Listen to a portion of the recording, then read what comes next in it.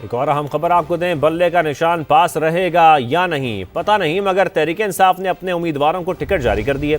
Chairman P T I barrister Gohar NA10 Buner سے انتخاب لڑیں گے۔ خیبر پختونخوا اسمبلی کے سابق ڈپٹی اسپیکر محمود جان کو بھی پی ٹی آئی نے ٹکٹ جاری کر دیا۔ تیمور سلیم جھگڑا، کامران بنگش سمیت دیگر امیدواروں کو ٹکٹ جاری کر دیے۔ کن کن کو ٹکٹ دیے گئے، اسی کی تفصیل جانیں گے عبدالرحمان سے۔ عبدالرحمان بتائیے، کس کس کے ہاتھ میں ٹکٹ آیا، کس کس کے ہاتھ سے یہ موقع گیا؟ جی بالکل، بیرسٹر گوہر جو ہے وہ NA10 بنیر سے پارٹی امیدوار ہوں گے، جو کہ اس وقت پی ٹی آئی کی صدارتی کام میں ہیں، جبکہ اس کے علاوہ جو قابل ذکر بات ہے کہ 2013 میں جو MNA تھے پشاور سے NA28 ساجد نواز، ان کو دوبارہ ٹکٹ دیا گیا ہے۔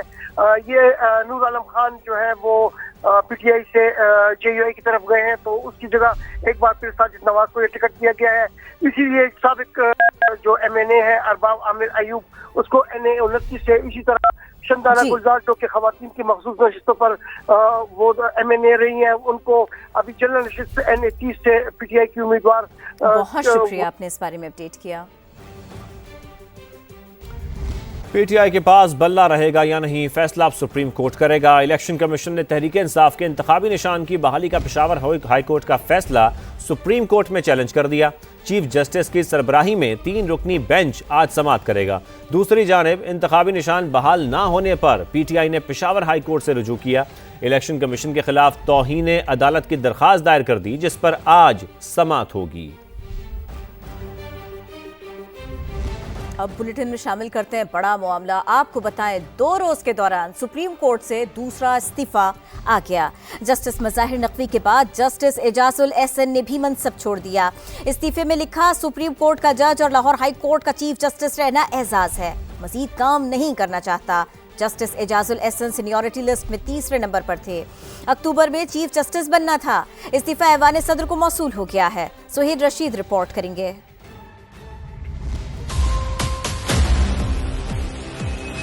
ملک کے اعلیٰ ترین عدلیہ میں 2 روز کے دوران دوسرا بڑا استعفیٰ۔ جسٹس مظاہر علی اکبر نقوی کے بعد جسٹس اعجاز الاحسن بھی مستعفی۔ صدر ڈاکٹر عارف الوی کو آئین کے آرٹیکل 206(1) کے تحت ارسال استعفے میں جسٹس اعجاز الاحسن نے لاہور ہائی کورٹ میں بطور جج، chief justice Lahore high court اور سپریم کورٹ کے جج کے طور پر کام کرنے کو اپنے لیے اعزاز قرار دیا۔ مستعفی ہونے کی وجہ صرف یہ بیان کی کہ وہ سپریم کورٹ کے جج کے طور پر مزید کام کرنے کی خواہش نہیں رکھتے۔ جسٹس اعجاز الاحسن سینیورٹی میں 3 نمبر پر تھے اور انہیں اکتوبر میں 30واں چیف جسٹس آف پاکستان بھی بننا تھا، لیکن ان کے مستعفی ہونے پر سپریم جوڈیشل کونسل اور جوڈیشل کمیشن کی رکنیت کے ساتھ ساتھ سپریم کورٹ کے 3 سینئر ترین ججوں کی کمیٹی میں رد و بدل ہو گیا۔ سپریم جوڈیشل کونسل کا حصہ اور آئندہ چیف جسٹس آف پاکستان اب جسٹس منصور علی شاہ بنیں گے، جبکہ جسٹس یحییٰ آفریدی جوڈیشل کمیشن کے رکن ہوں گے۔